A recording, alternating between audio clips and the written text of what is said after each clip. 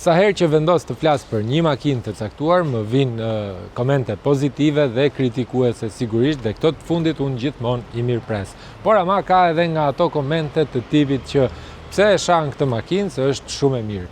Në fakt, unë nuk shaj makina, por jap eksperiencën time personale dhe të gjithë informacionin që kam mbi atë makinë që unë marr përsipër të flas. Sot do të flasim për makinën time, të cilën e përdor prej më shumë se një muaj ndoshta. Është një Opel Meriva e vitit 2007 me 1.6 benzin gaz dhe me kambio robotike. Është një nga kombinimet më të shëmtuara dhe më të këqija që ka përdorur teknologjia e automobilave në këtë makinë. Si thoni, bëjmë një xhiro me makinën time dhe ta shajmë pak? Hajde.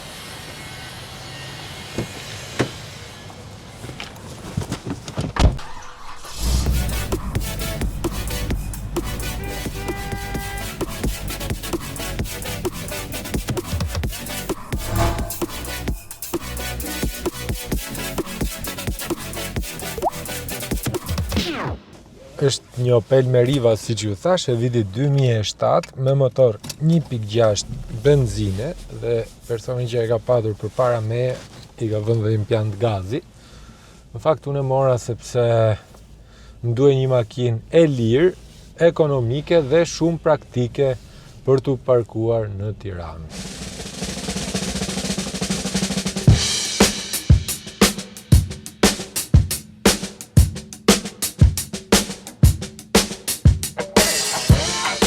Makina në fakt gëzon gjendje shumë të mirë motorike dhe generike, edhe kambion e ka në gjendje të mirë, pune, dhe siç mund të shikoni edhe nga kroskoti nuk ka asnjë llampë të ndezur.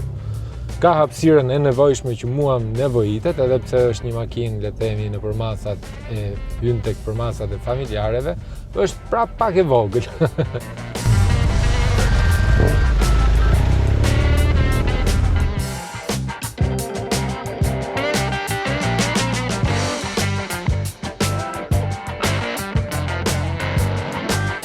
Sot me trafikun e Tiranës edhe me çmimin e naftës që ka shkuar 230 lekë për litër, një makinë benzine dhe me impiant gazi mund të ishte një zgjidhje e mençur, por kur bëhet fjalë për makina me kambio robotike, nuk do ishte dhe aq e mençur sepse nuk e ka atë komoditetin e makinës automatike. Pra, kambio robotike u përdor për herë të parë nga italianët, sepse realisht italianët janë nona e shpikjeve mbi shpikjet, dhe e vendosën tek Alfa, tek Fiati, më pas e përdorën edhe gjermanët tek BMW-ja, dhe pse jo edhe tek Opeli.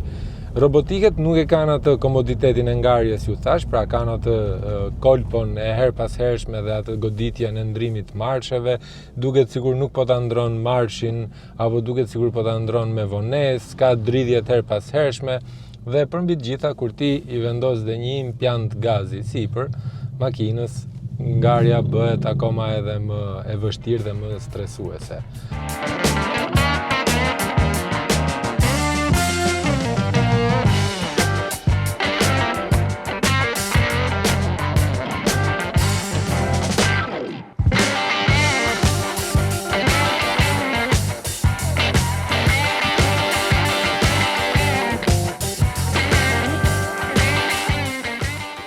Kambiot robotike erdhën si nevoje teknologjisë, domethënë, të prodhimit të automobilave, sepse aso kohë kjo makinë është e vitit 2007, po prodhimi i saj i parë u bën në fillim të viteve 2000. Erdhi si nevojë shumë njerëzve që kërkonin një makinë të vogël, por praktike, por që të kishte pak më shumë hapësirë. Dhe Opeli e kishte modelin gati, mori Opel Corsën dhe thjesht e zgjeroi pak dhe e zmadhoi duke prodhuar Opel Merivën.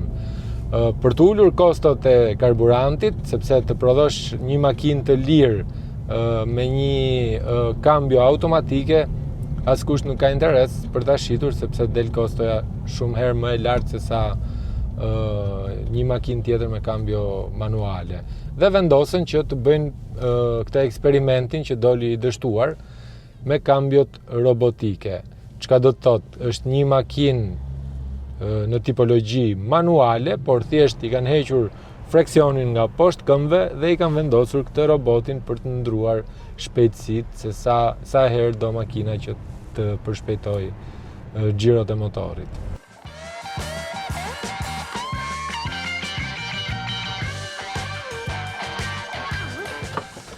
Tani ndalemi pak tek kjo kioska pa leje që kam marrë unë për të përdorur dhe të flasim pak për motorët. Ky ka motorin 1.6 benzine me impiant gazi të instaluar.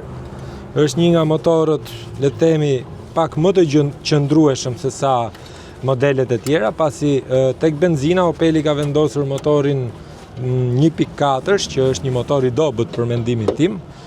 Sigurisht ka vendosur motorin 1.6 që ka kjo makinë, motorin 1.8 që është shumë herë më i rrallë se i vendosur, pra nuk e gjem masivisht të vendosur të këto makina, dhe motorin 1.6 të benzinës me turbo që është një model sportiv, është shumë herë dhe motor shumë i mirë, por është në ato modelet e përdorura jashtë serie, nuk e gjen masivisht.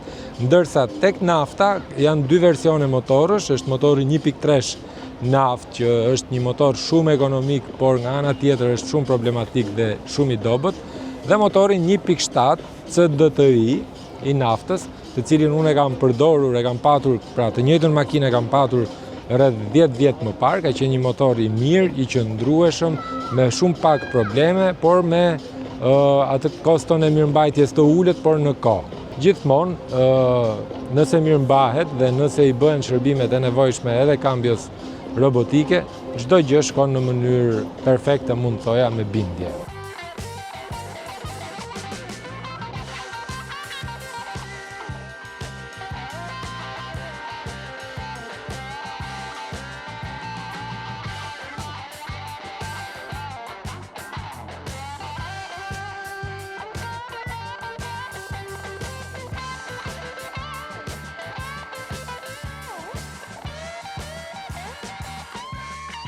Dhe sigurisht që tani unë pres komente të tipit që po ti pse e bleve kur pas ka kaq shumë probleme.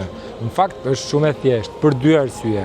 E para se nëse identifikohen problemet janë të zgjidhshme dhe e dyta se është shumë ekonomike.